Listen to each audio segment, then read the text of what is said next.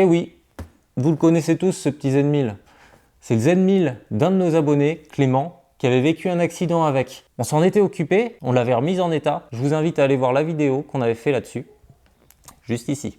Clément nous la ramène parce qu'il a un problème, le freinage est flou, il arrive tardivement, il est obligé d'être limite en fin de course pour avoir un début de mordant. C'est pas bon, c'est quelque chose qu'on n'avait pas forcément vu et sur lequel on s'était penché lors de la remise en état de cette moto. Et on va contrôler dans cette vidéo tout le système de freinage. Dans un premier temps, on commencera par retirer les étriers. On va contrôler les plaquettes, voir si elles ne sont pas glacées. Donc si c'est le cas, on interviendra dessus. Et on en profitera pour contrôler et nettoyer les pistons des étriers. Pour se faciliter la tâche, on va juste dévisser un tout petit peu cette vis-là, parce que ce sera beaucoup plus simple l'étrier monté que directement dans la main.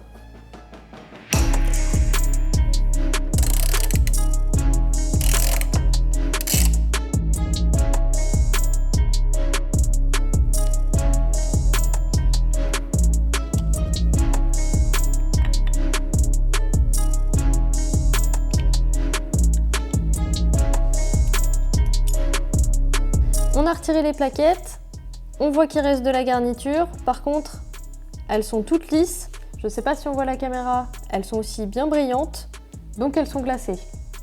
Pour corriger ça, il nous faut du papier à poncer en minimum 240. On va utiliser du nettoyant frein pour pouvoir retirer toute la crasse des plaquettes. Donc nous on avait du papier à poncer en 80, donc ça fait le taf aussi.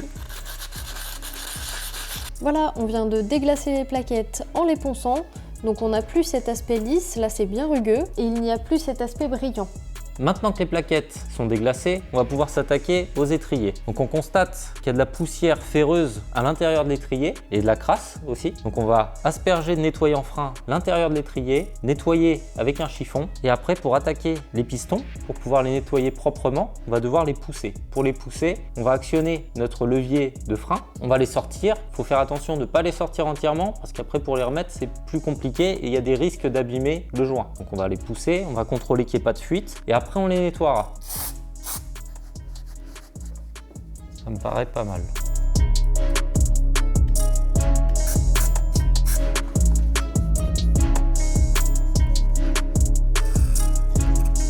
Et voilà, c'est terminé. Le nettoyage des pistons a été effectué. Les pistons se poussent bien, ils sont propres. Et je vais attaquer le nettoyage du disque au nettoyant frein. Le disque n'est pas abîmé, il est en bon état. Il n'est pas bouffé, on dirait qu'il est neuf. Je vais laisser Lauriane remonter les plaquettes dans l'étrier et remonter l'étrier sur son support.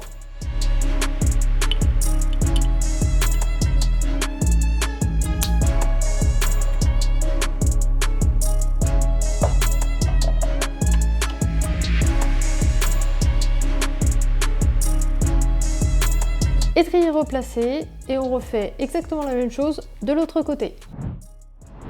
On s'est rendu compte quand on a attaqué le deuxième étrier qu'il y avait deux pistons sur cet étrier-là qui étaient bloqués. Quand ça arrive, ce genre de choses, on bloque les pistons qui sont mobiles, qui fonctionnent correctement, qui se déplacent, qu'on peut pousser facilement. Je l'ai bloqué à la clé et j'ai actionné plusieurs fois le levier de frein pour pouvoir faire sortir avec difficulté, mais c'est sorti, les pistons qui étaient bloqués. Une fois sortis, je les ai complètement nettoyés au nettoyant frein et j'ai mis du WD-40 sur les deux pistons bloqués. Je les ai fait re-rentrer, j'ai repompé pour les faire ressortir, ainsi de suite. Il n'y a plus de soucis là-dessus et on se rend compte après opération que le levier est beaucoup plus ferme et c'est ce qu'on voulait. Ça, c'est fait. Maintenant, Clément nous a demandé d'installer également des Duritavia. Donc je lui ai dit d'acheter un kit de Durit pour la Z1000 en direct.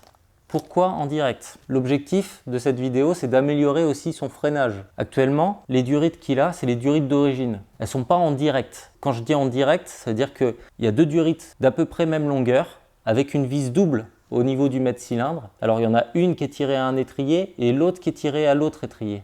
Avec les durites d'origine, la plupart du temps, ce qu'on constate, c'est qu'il y a une durite qui file dans un étrier et de cet étrier-là, il y a une autre petite durite qui file dans le deuxième étrier. C'est un couplage, on va dire, en série. Le freinage, il est moins bon avec ce genre de système-là. Il est moins réactif aussi. Et là, il va vraiment avoir un gain. le fait d'installer des durites Avia, ça va pas lui procurer une amélioration de freinage à cette moto-là. Ça va être pour l'endurance, ça plus. L'endurance de son freinage. Ou sur des grosses phases de décélération où vraiment on a besoin de presser les freins. Et régulièrement. C'est bien dans un usage piste, la Durite Avia. Mais là, ce qui va grandement améliorer son freinage, c'est la manière dont c'est couplé en direct. En principe, après cette opération-là, elle devrait bien freiner. Je vais m'occuper d'évacuer tout le liquide de frein qu'il y a dans le système de freinage, c'est-à-dire dans le maître-cylindre et dans les durites, parce que j'ai pas envie que ça me coule dessus. C'est un produit qui est quand même très corrosif, il faut vraiment faire attention à la peau. Ça peut aussi attaquer la peinture de la moto, les vêtements, tout ça, donc faites vraiment attention, protégez votre moto et protégez-vous aussi. On va commencer par aspirer le liquide dans le bocal du maître-cylindre. Pour ça, on a une petite seringue. Donc ça, vous pouvez les trouver en pharmacie, ça coûte vraiment pas cher et c'est super pratique. Donc on a bien protégé la moto pour éviter que ça coule partout. Il reste du liquide dans les durites, on va l'évacuer par l'étrier. Même chose de l'autre côté. Là, je vais retirer la durite de son étrier. Et même si on a retiré presque tout le liquide, il en reste forcément un petit peu, donc on protège aussi ici.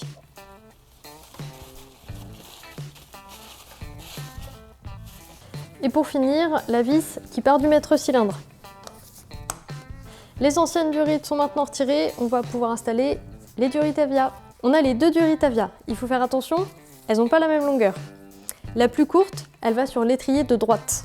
Et la plus longue, elle va de l'autre côté, à gauche. En général, on a la visserite fournie avec. Donc la vis double, qui va au niveau du maître-cylindre, et les deux vis simples qui vont au niveau des étriers. Et on a avec, bien sûr, les petites rondelles en cuivre.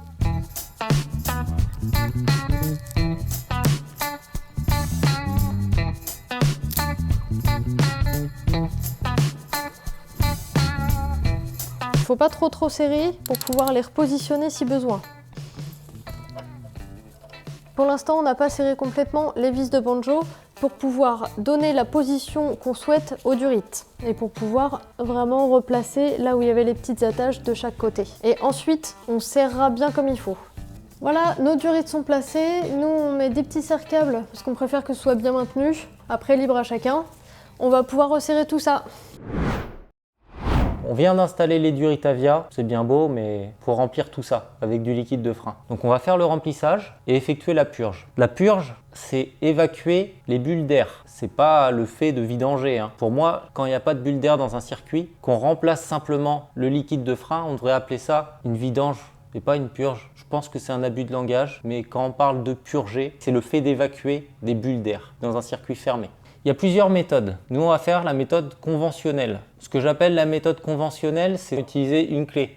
On vient se mettre sur la vis de purge de l'étrier. On vient presser le levier de frein. On libère la vis. Donc on dévisse. On resserre la vis et on libère le levier de frein. Et ainsi de suite. Ce qui aura pour effet de faire venir le liquide dans le récipient qu'on aura choisi. Nous, on utilise une bouteille de Coca-Cola, c'est résistant à tout et ça fait le boulot avec une durite au bouchon. Il y a une deuxième technique et moi j'avais acheté ce truc là et c'est pas forcément terrible. Pourquoi? Parce que ça dépend d'où vous l'achetez et de la qualité du produit. C'est en fait un anti-retour, donc vous avez un petit bout de durite et le système anti-retour. Le problème que vous pouvez avoir si vous achetez par exemple sur des sites comme eBay ou AliExpress à pas cher, c'est que le système à l'intérieur, c'est une petite bille qui fait l'anti-retour pour éviter de choper l'air dans le système. Et du coup, si tu chopes l'air, tu as des bulles d'air. Ou pire, tu désamorces carrément. Cette petite bille-là, moi, elle était oxydée. Ce qui fait que j'avais toujours des petites bulles d'air qui rentraient dans mon système. C'était pas terrible. Je suis vite revenu en fait à ce système-là. Il y a un autre système aussi, c'est d'utiliser une seringue. Pareil, il faut s'assurer que la seringue, elle soit bien étanche. On la branche sur la vis de purge, on ouvre la vis de purge et là, il n'y a plus rien à faire. Juste presser et faire ses remplissages. Donc c'est pratique quand on est tout seul, quand on ne veut pas trop se prendre la tête et c'est plutôt rapide. Mais après, il y a toujours le risque de l'étanchéité de la seringue. Il y en a encore une autre, c'est on branche une durite, on la fout dans un récipient d'eau. Du coup, il n'y a pas d'air dans ce récipient d'eau-là. On pompe, l'eau va remonter dans le tuyau et il n'y aura pas d'air qui va remonter. Mais ce n'est pas pour autant que l'eau va rentrer dans les étriers. Mais il faut faire attention quand même.